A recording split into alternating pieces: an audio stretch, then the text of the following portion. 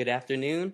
My name is Staff Sergeant Jacob Underwood, and I this podcast to share not only my Army story, but interview other individuals and have them share their Army story. And the main reason I did was because every day I was thinking of Instagram posts, Facebook posts, and it just seems super disingenuous to constantly come on and be like, you get free, you get to choose your job, and you get all these benefits.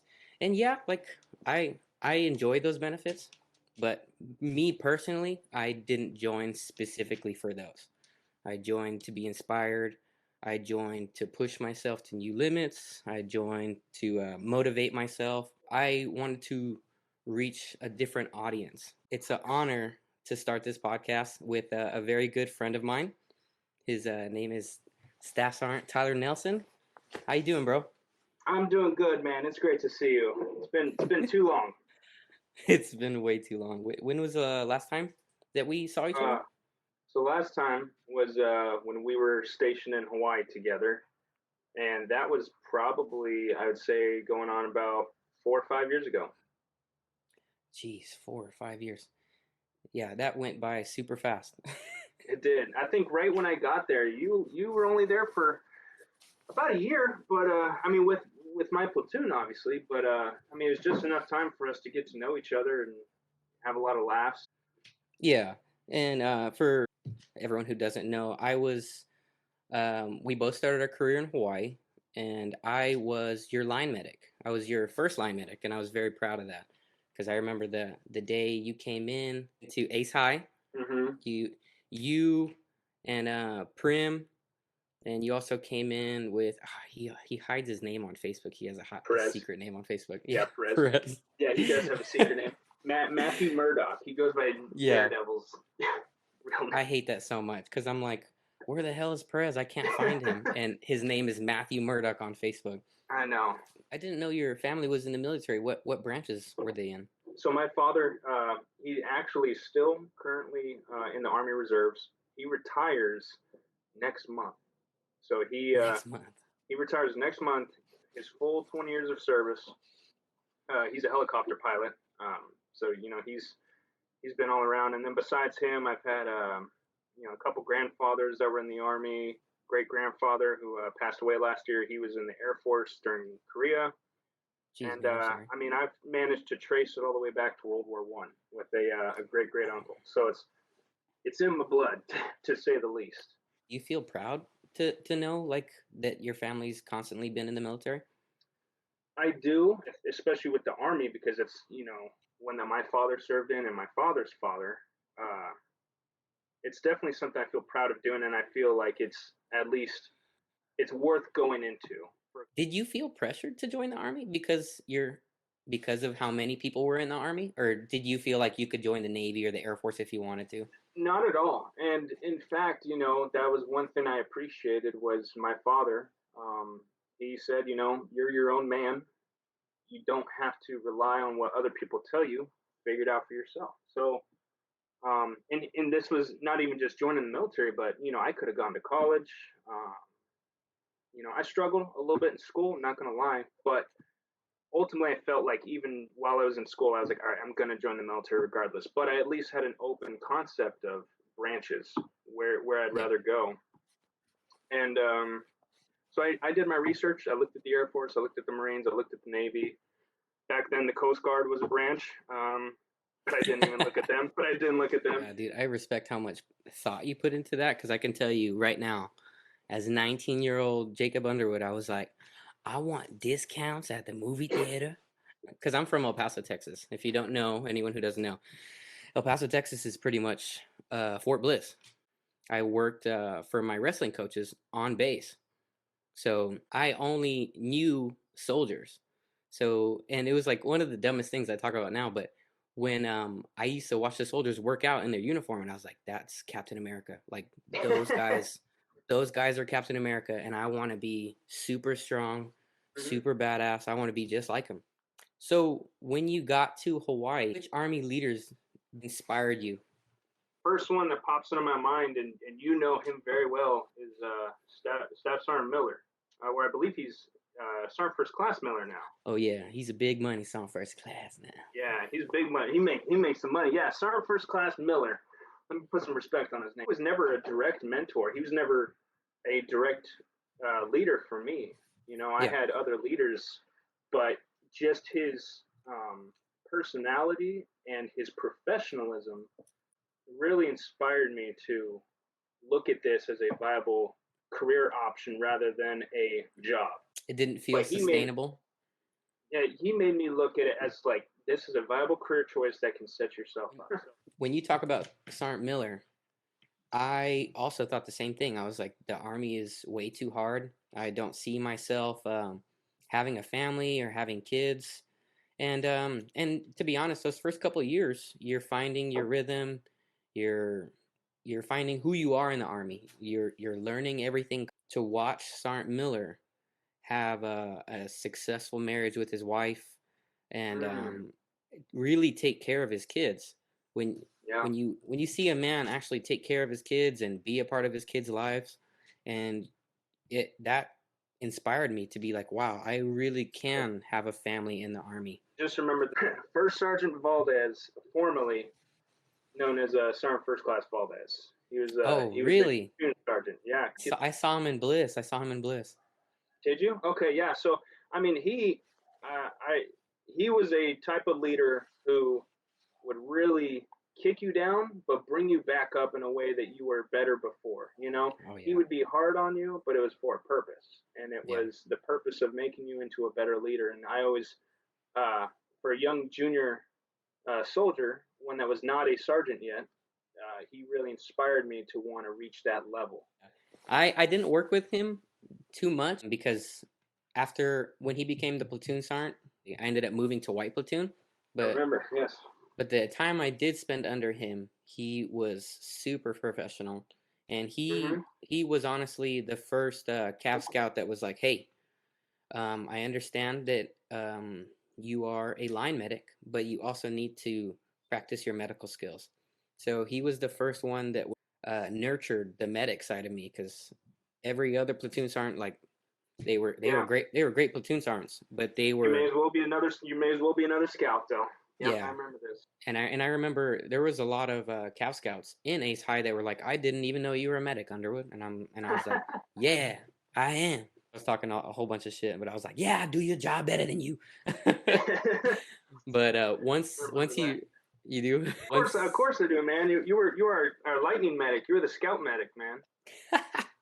in Bliss, I came on the radio at the aid station, and I was like, this is lightning medic, blah blah blah, and my platoon sergeant.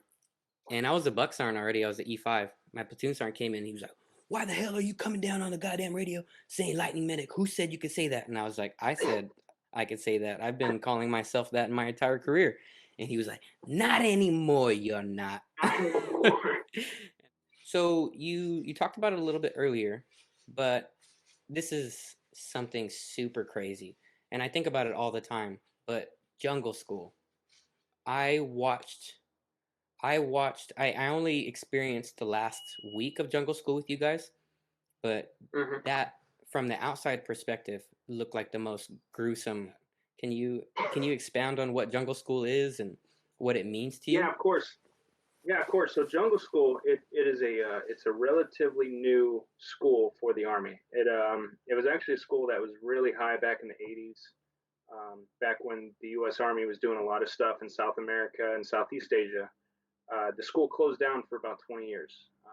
It just revamped back in 2013, 2014, I believe, and we uh, were some of the first ones to go through this course.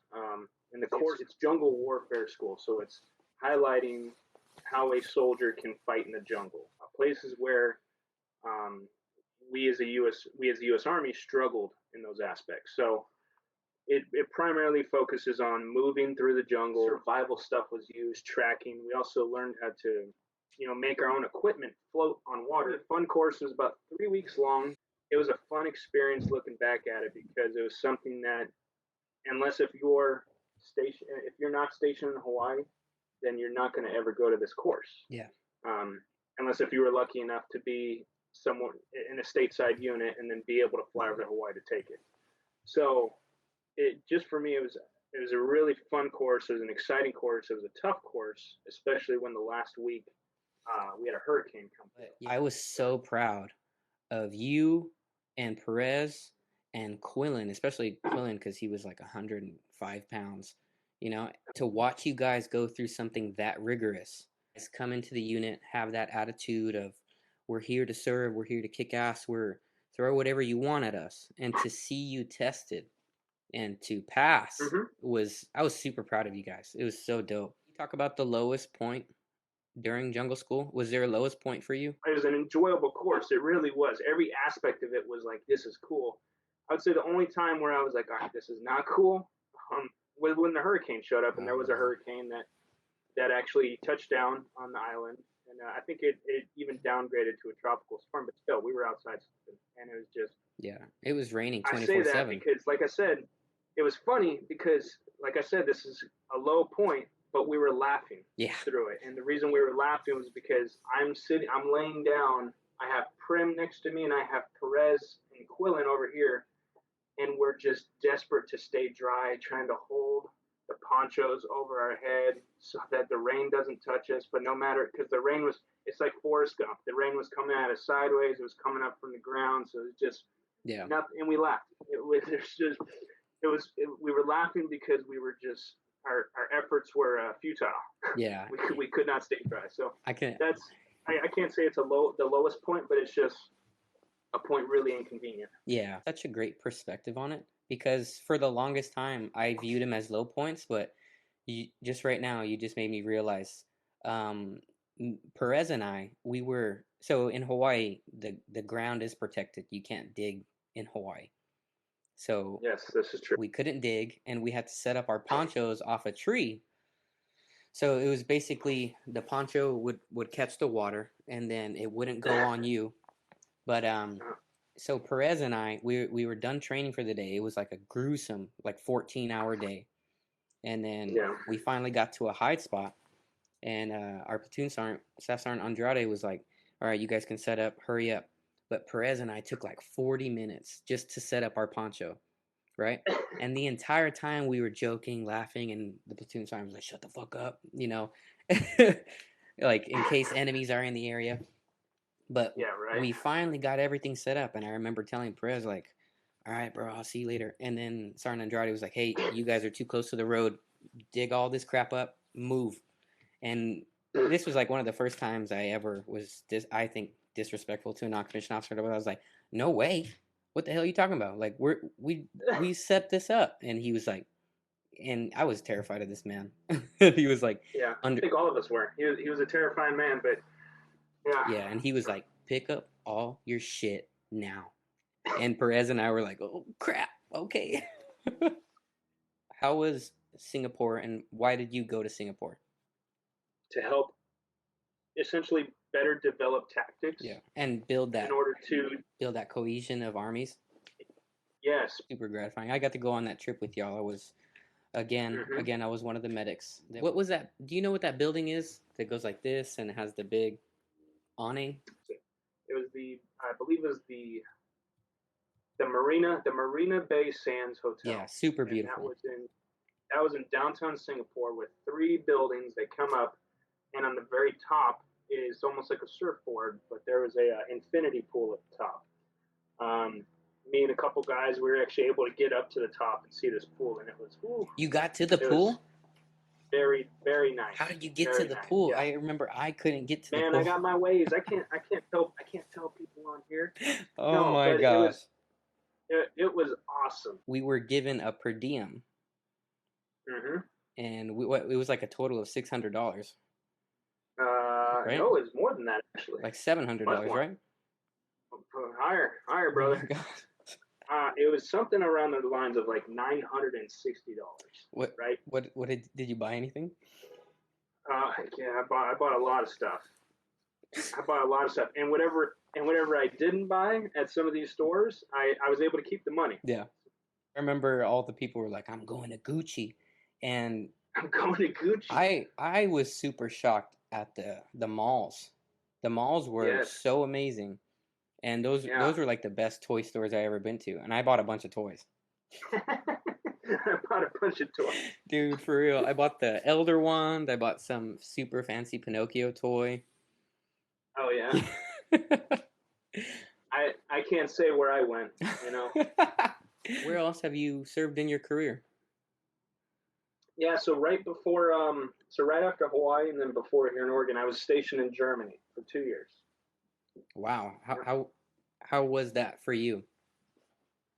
So Germany was it was really it was eye opening for a couple reasons. One, it showed me a different aspect of the army. Okay, in Hawaii, it was very laid back, very I'd say in a way there was a lot of training, but it was very relaxed in the way of life. Whereas Germany, we were training a lot more than when I was in training in Hawaii. But it was very good training. It was very realistic, and it involved going to a lot of different Yeah. countries. Whereas when I was in Hawaii, I just went to Singapore. When I was over in Germany, we went to essentially every single country, right, Eastern Europe and everywhere around that.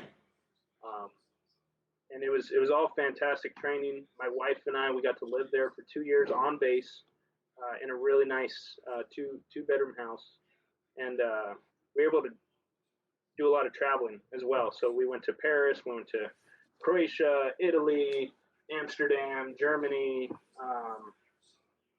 the Czech Republic. You name it. There's a lot of places we went. That's so dope, man. That's so dope that you got to do that with your wife. Did you get to try a lot of food? Oh yeah. So I mean, every country my wife and I went to, we tried to have the staple dish. So in Germany, we had a lot of schnitzel. It was Oh, amazing. hell We yeah. went to Italy. We had pizza in Italy and a lot of pastas, and red wine, and the pizza No way. best I've ever No had. way, bro. Yeah, best I ever had. And we went to Croatia, had a lot of food out there. Went to Amsterdam. That's a lot of great food in Amsterdam. And then Paris, I think we had snails in Paris. I never wanted to eat Wait, snails in my you life. went to Paris Did with it? your wife? Yeah. Yep. Went to Paris and we ate snails. It was amazing. Oh my gosh, man. I got to step up my game, bro. I know if you could give me a little bit on this, the Pacific Northwest. I never knew anything Sure. about that until I got to visit Washington, and the entire time I was in Washington, I was completely awestruck. Growing up in Washington, it was always awesome to see the mountains and see Puget Sound and see the abundance of the wildlife. Here in Oregon, it's the same thing. I get to wake up every day and see the forests and see the mountains over to the east. And if I want to, I can just do a hour and a half drive over to the west, and I can be right on the Pacific Ocean. So when it comes to being a soldier, I know we have to train, I know we have to learn all of these things, but an aspect that I don't feel that's talked about enough is if we want to go the long haul and we want to do 20 years, you really have to treat your body like an athlete. You have to you have to take care of yourself. You have to eat properly. You have to sleep. You have to unwind. And I want to know how important is that for you in your daily rituals? For me personally, I know in Hawaii, whenever I wasn't working, I was going to the beach. I was rock climbing. I would rock climb 3, 4 times a week. Um, and I would be with my friends. Germany, my wife and I, we would travel. Whenever we weren't working, we were traveling. So, and then even now, as a recruiter here in Oregon, with my family, when I'm done with my workday, I take the uniform off, I hang it up, and I have my family. Yeah, we should be taking care of ourselves. We should be sleeping more. And I'm only saying that because that was my biggest weakness, and I used to take pride on, oh, I function on 5 hours. I'm good. I'm good. And then I started to think about it. And I'm 28, or I'm about to turn 28, and I was like, I can't do this the rest of my life. If I sleep only 5 to 6 hours a night, I'm not gonna make it. And it Mm, finally came to the point where I was like, I need 8 hours. I'm gonna sleep eight yeah. hours, and I've committed to that. What kind of training do you do, your physical wise? Yeah, I mentioned it before. When I was in Hawaii, I was doing a lot of rock Mhm. climbing. Now I've more or less, and you're gonna laugh when you hear me say it because I used to make a lot of jokes with you back in Hawaii about it, but I've opened my eyes to the world of the CrossFit workouts a little bit more. That's so awesome. That's so awesome, dude. It's with the Army's implementation of the new PT test, the Yes. ACFT. Um, the Army is moving into the warrior athlete complex, where we're looking not just for a person who can run fast or do a lot of push-ups. We're looking for the total soldier, right? The warrior Yep. athlete. So um, I've definitely had to step up my game fitness wise. Oh, I do a lot of running. All I need is running. It's important to, hey, great job at running, but can you do this? Can you do Yep. this? Right? Make it to where you're not just well rounded at running, make it to where you're well rounded at everything. Yep. Okay, so that is something I struggled with, and you know that, and I would constantly reach out to you for for fitness advice because you were the CrossFit guy. Even your advice helped get me through Mm-hmm. selection with the fitness advice you provided for me. So now what I do is I try and work out 6 times a week, no more than an hour. I don't need to kill myself, but just enough that I know I'm staying in shape and I'm staying healthy because that's what's important, not just for my body, but for my family in the long Yeah. run. I'm super happy to hear you say that. I I I You are.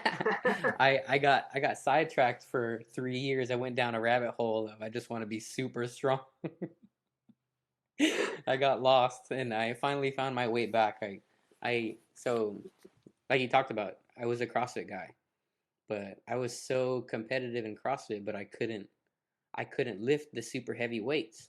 And I remember I joined a competition and there were like three workouts, and um, I won two of the workouts. Like I was super fast, but this guy came in second place behind me on those two workouts, and then we had a Mm, max clean and jerk, and he clean and mm, jerked like 315 pounds, and yeah, I lost. And I remember talking to my coach Tino. I was like, "What the hell, man? I beat him." And he was just like, he's stronger than you." And that's yeah, when I think that was 2016. I was like, "Okay, I'm gonna get really strong, and then I'll come back to CrossFit." And it's been 4 years, and I'm like, "Okay, I'm really strong. It's time to go back." it's time to go Yeah, back. because I can't put my arms down. I gotta. yeah, I was like, oh, I can finally squat over 400 pounds, and I was like, but my run time has gone down significantly. Yeah, So I'm not going super heavy anymore. I see that your station is really diverse, and you guys are constantly doing future soldier training. Does it feel good to be able to yeah, mentor these soldiers before, or these future soldiers before they join? yeah. I really take great pride in it because I was like that when I was first joining. And that was my favorite aspect of the recruiting process. My favorite aspect, it wasn't the test, it wasn't the physical, it wasn't the actual application or the enlistment. Really, the actual time from enlisting all the way to leaving and shipping out. It was that period where I'm a future soldier and I was attending training and I was working out and I was meeting real life soldiers who were mentoring me. So I try my best to do the same thing with my future soldiers. And in a way, it's nice because it reminds me of when I was a leader back in Germany and Hawaii and I had soldiers under me. So um, future soldier training, it's great for staying in shape. It's great for sharpening your knowledge in army related tasks. And it gives you that first idea of brother and Yeah. sisterhood. Being in an organization where, all of you want the same thing, and that's to serve the U.S. Army. Hyped up when I'm watching your Instagram stories and see the future soldiers working. It's so cool to see that. I tell them all the time, it's about what you put into it. If you only put 50% in, you're only going to get a 50% Yep. reward. Whereas if you put 100% of effort into it every day, you're going to get 100% of that reward that's coming. What's your favorite movie, bro? My favorite movie, man. Oh, that's a tough one. I would have to say, Or you know what? Let me rephrase that, because I had this yeah, conversation with my wife, and I have my favorite movie, Well, what movie do you watch the Sure. most? The most? I would say the movie I watched the most to this day is Conan the Barbarian with Arnold No Schwarzenegger. way, for real? No less than 3 or 4 times Oh a my year. gosh, dude, that's so awesome. That's and Yeah, I love and that movie. can you Love it. explain like why? What is it? What is it about it then? One, it's got Arnold. Yep, Let's get got that. Arnie. So, but really, it was his first major movie. Not like Pumping Iron, Yeah. his workout movie, but it was his first major movie. It really introduced him to Hollywood, and it's 1980s action at its finest. You know, it's that 1980s fantasy sword Yeah. action. Um, it's just an awesome movie that you can't replicate nowadays. You know, I know they tried to remake that movie with the actor that plays as Oh yeah. Aquaman now, and it was good. It was good, but it was nowhere near like the original. So I and my wife Does hates she that really? movie. Oh my So god.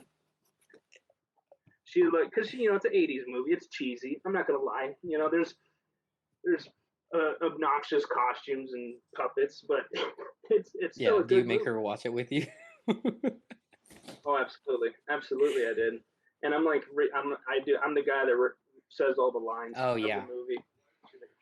Oh my Yeah, gosh, you dude. know, I you've seen I it many feel so times. bad for my wife. I tried making her watch the Lord of the Rings, the Fellowship of the Ring, but I only watch it the extended editions. So Good, good man, my wife made good it like man. 2 hours in, and she's like, "Is this almost over?" Hmm. So I was like, "Oh, baby, you don't have to watch the rest. This is too long." Sometimes people only see us as soldier 24/7. Like it's better to see a soldier than to hear a soldier. And I wanted to hear Exactly. your personal viewpoints and what you care about and what you like to do because there's more than just this uniform. Do you have any goals this year that you're focusing on? Yeah, you know, I'm taking the time. I'm looking to get started in college here soon again. I tried a couple years ago, and you know, I just wanted to spend more time with my family and focus on my work a little bit more. And then now I'm at a position where I'm looking to get started on that again. So I mean, that's my short term goal, right? Get back into college and work towards this degree. So I'm Yeah. obviously debt free. You know, do it now while I'm in the Yes. army.